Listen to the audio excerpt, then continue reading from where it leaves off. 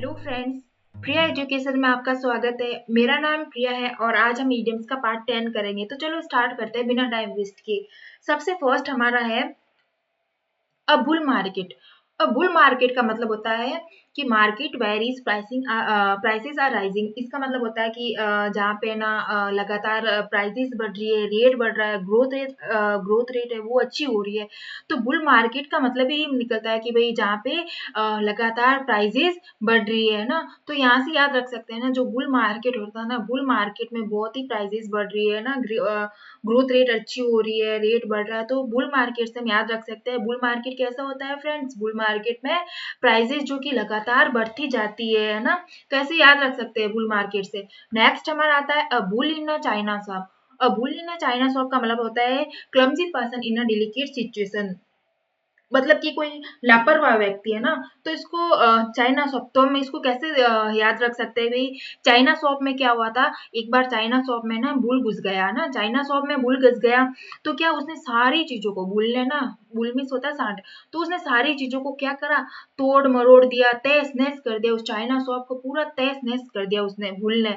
तो वो बुल ने कर दिया तो उस व्यक्ति से हैंडल नहीं हुआ, जो चाइना शॉप का जो वो व्यक्ति था उससे है ना मैनेज ही नहीं हुआ, उससे चीजों को मैनेज ही नहीं हुआ। तो वो क्या था, क्लमजी पर्सन था, उसने सिचुएशन को वो नहीं संभाल पाया ना। तो उसे बोलते हैं अबुल इन अ चाइना शॉप। ऐसे हम इसको याद रख सकते हैं भाई, चाइना शॉप में बुल घुस गया था तो उस व्यक्ति से हैंडल ही नहीं हुआ, तो वो क्या था, क्लमजी पर्सन था, है ना। ऐसे याद रख सकते हैं आराम से।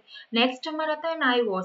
एंड आई वॉश का मतलब होता है प्रिटेंस, मतलब कि धोखा देना, है ना। आई वॉश, तो आई वॉश करेंगे तो हम जैसे आई वॉश करेंगे वो हमें धोखा दे देगा ना, तो हम आई वॉश करेंगे ही नहीं। और प्रिटेंस, इसका मतलब निकलता है अ प्रिटेंस। नेक्स्ट हमारा आता है इट स्टोन्स थ्रो।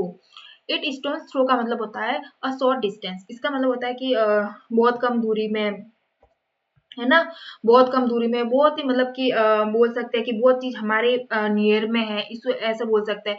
तो स्टोन्स थ्रो मतलब कि ऐसे कोई जगह जो हमारे बहुत पास में है, या फिर ऐसा कोई तो ऐसा बोल सकते हैं इसको ट्रिक के साथ। स्टोन मीन्स पत्थर, थ्रो मीन्स फेंकना। जब हम पत्थर को फेंकेंगे ना तो हमारे बहुत ही पास में गिरेगा ना। तो ऐसे याद रख सकते हैं भाई कि स्टोन थ्रो मतलब पत्थर फेंकेंगे तो वो हमारे पास में गिरेगा। तो स्टोन थ्रो का मतलब निकलता है कि बहुत कम दूरी में, बहुत जो ऐसी कोई जगह, ऐसी कोई मतलब बोल सकते हैं शॉप जो हमारे बहुत पास में है, वो जो हमारे बहुत कम दूरी में है, उसे बोलते हैं स्टोन्स थ्रो। नेक्स्ट हमारा आता है apple pie order. Apple pie order का मतलब होता है कंप्लीटली अरेंज्ड करना ना। तो इसका मतलब क्या निकलता है कि भाई कि कोई चीजें होती है ना, उनको आप है ना अरेंज करके रखो, एकदम साफ सुथरी तरीके से उसको अरेंज करके रखो। कोई बिखरी हुई है कुछ, जैसे मान लेते हैं कि ना बुक सारी टेबल पे बिखरी हुई पड़ी, तो उसको अरेंज करके रखो, एकदम व्यवस्थित रूप से रखो, है ना। तो एप्पल बाय ऑर्डर का मतलब ये निकलता है कि कंप्लीटली अरेंज्ड, मतलब कि आप उन चीजों को परफेक्टली अरेंज करो, है ना। तो इसका मतलब ये निकलता है। नेक्स्ट हमारा आता है a lot on your plate. इसका मतलब होता है हैविंग मैनी रेस्पॉन्सिबिलिटीज, मतलब कि अ, व्यस्त होना अपनी, मतलब कि उसके पास आपके पास बहुत जिम्मेदारी है, या फिर आप अपने काम में बहुत व्यस्त है ना। तो इसका मतलब ये निकलता है कि जिम्मेदारी होना, आप बहुत व्यस्त है आप उस काम में, है ना। तो यहाँ से आप कैसे याद रख सकता है ना, a lot on your plate, मतलब कि ऐसे ट्रिक के साथ याद रख सकते हैं ना कि हमारे प्लेट में बहुत सारा खाना था ना, a lot on your plate, हमारे प्लेट में बहुत सारा खाना था, तो हम उस खाने को खाने में व्यस्त थे, और उस खाने को भी खाना ज़रूरी था ना, कि उस खाने को खाना हमारी ज़िम्मेदारी थी। ऐसा मतलब याद रख सकते हैं फ्रेंड्स, इसको ऐसे याद रख सकते हैं भाई प्लेट में बहुत खाना था, तुम खाने में व्यस्त थे, और ये खाना खाना भी हमारी ज़िम्मेदारी है ना। तो नॉर्मल हम इसको याद रख सकते हैं ऐसे। फिर नेक्स्ट हमारा आता है अ ब्लैक शीप। अ ब्लैक शीप का मतलब होता है स्टूपिड और फुलिश पर्सन, मतलब कि अ, कोई मूर्ख व्यक्ति है ना। तो ब्लैक शिप का मतलब क्या होता है, कोई स्टूपिड है, कोई मतलब कि बुरी प्रतिष्ठा वाला व्यक्ति बोल सकते हैं। फिर बोलते हैं कि है ना एक ऐसा पर्सन जो हमारी पूरी फैमिली को, है ना, उस पर्सन के लिए एक व्यक्ति के लिए जो पूरी फैमिली को बार बार ताने सुनने पड़े, है ना। ब्लैक शिप का मतलब यही निकलता है कि भाई पूरी फैमिली के ताने सुनने पड़े सिर्फ एक व्यक्ति की वजह से। तो बुरी प्रतिष्ठा वाला व्यक्ति, तो इसको कैसे याद रख सकते हैं फ्रेंड्स? ब्लैक शिप मतलब कि कोई काली सीप है, मतलब सीप मतलब भेड़, है ना। तो व्हाइट भेड़ में अगर एक ब्लैक सीप आ जाए, है ना, ब्लैक सीप आ जाए, व्हाइट भेड़ में अगर एक काली सीप आ जाए, ब्लैक भेड़, काली भेड़ आ जाए ना, ब्लैक सीप आ जाए, तो क्या होगा, तो उसकी वजह से सारी भेड़ों को शर्मिंदा होना पड़ेगा ना कि भाई ये ब्लैक शीप कहाँ से आ गई, इतनी सारी सब वाइट भेड़ है लेकिन अंदर एक ब्लैक शीप आ जाएगी तो सारी भेड़ों को शर्मिंदा होना पड़ेगा ना। तो इसी तरह एक ऐसा व्यक्ति भी है ना मतलब कि उसकी वजह से सारी फैमिली को भी ताने सुनने पड़े है ना, तो उसे बोलते हैं ब्लैक शीप, मतलब कि एक स्टूपिड और फुलिश पर्सन, ऐसे इसको याद रख सकते हैं। नेक्स्ट हमारा आता है वॉक अगेंस्ट द क्लॉक। इसका मतलब होता है in a great hurry, as fast as possible, दोनों मतलब निकलते हैं, कुछ भी बोल सकते हैं। तो वर्क अगेंस्ट द क्लॉक मतलब कि कोई चीज बहुत फास्ट करना, कोई चीज बहुत समय से पहले कोई भी चीज को पूरी कर लेना ना, बहुत ही फास्ट तरीके से करना किसी चीज को, बहुत तेजी से काम करना, तो इसका मतलब यही निकलता है। तो यहाँ से हम याद रख सकते हैं ना भाई क्लॉक, भाई घड़ी घूमेगी, जैसे जैसे घड़ी घूमेगी ना तो भाई मैं तो काम बहुत जल्दी करूंगी है ना, बहुत फास्ट में करूंगी, क्योंकि मेरा टाइम जा रहा है भाई, मेरा टाइम जा रहा है, मुझे बहुत जल्दी जल्दी काम करना है। तो इसका मतलब ही निकलता है फ्रेंड्स भाई in a great hurry, as fast as possible, मतलब कि कोई काम कोई चीज को बहुत फास्ट करना है ना, किसी चीज को समय से पहले ही पूरी कर लेना, ऐसे उसको याद रख सकते हैं। नेक्स्ट हमारा आता है एज गुड एज गोल्ड। इसका मतलब होता है कि है ना person who is obedient and well behaved, मतलब कि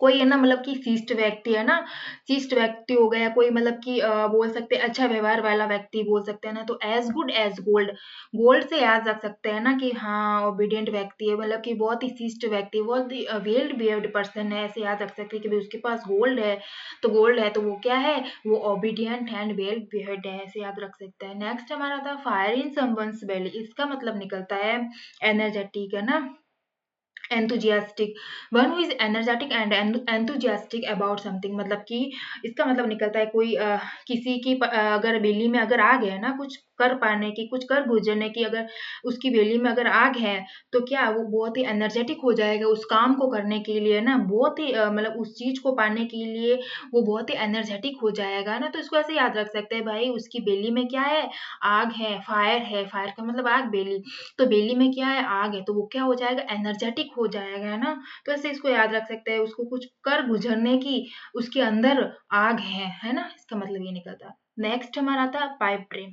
अब पाइप ड्रीम का मतलब होता है पाइप ड्रीम का मतलब होता है एन इल्यूजरी प्लान, मतलब कि कोई कोई ऐसा प्लान जिसके बारे में ना बोल सकते हैं कि कोई मतलब ही नहीं उस प्लान का है ना, तो ऐसे बोल सकते हैं वो दिन में सपने देखता रहता है, सोचता रहता है, दिन में ही ख्वाब देखता रहता है, पर मतलब उससे कुछ होता नहीं है ना, उस व्यक्ति से कुछ होता नहीं है, वो ऐसे ही सपने देखता रहता है, सब दिन सोचते रहता है ना, वो ना ऐसे बैठा रहता है, मतलब ख्वाब देखता है पर उससे कुछ नहीं होता, उसे बोलते हैं पाइप ड्रीम, मतलब कि अकेले अकेले मतलब सोचता रहता है, बैठा रहता है, कुछ करता भी नहीं है, पर क्या करता है सब दिन ऐसे अपने ही ख्वाबों में बैठा रहता है, तो उसका मतलब निकलता है एन इल्यूजरी प्लान, मतलब कि ऐसे याद रख सकते हैं ना, पाइप जैसा ड्रीम देखेगा ना, पाइप ड्रीम देख रहा था तो यही होगा ना, पाइप ड्रीम देख रहा था मतलब कि दिन में ना मतलब सोचता रहता था, ख्वाब देखता रहता था, करता कुछ नहीं था, पाइप ड्रीम देखता था, वैसे इसको याद रख सकते हैं।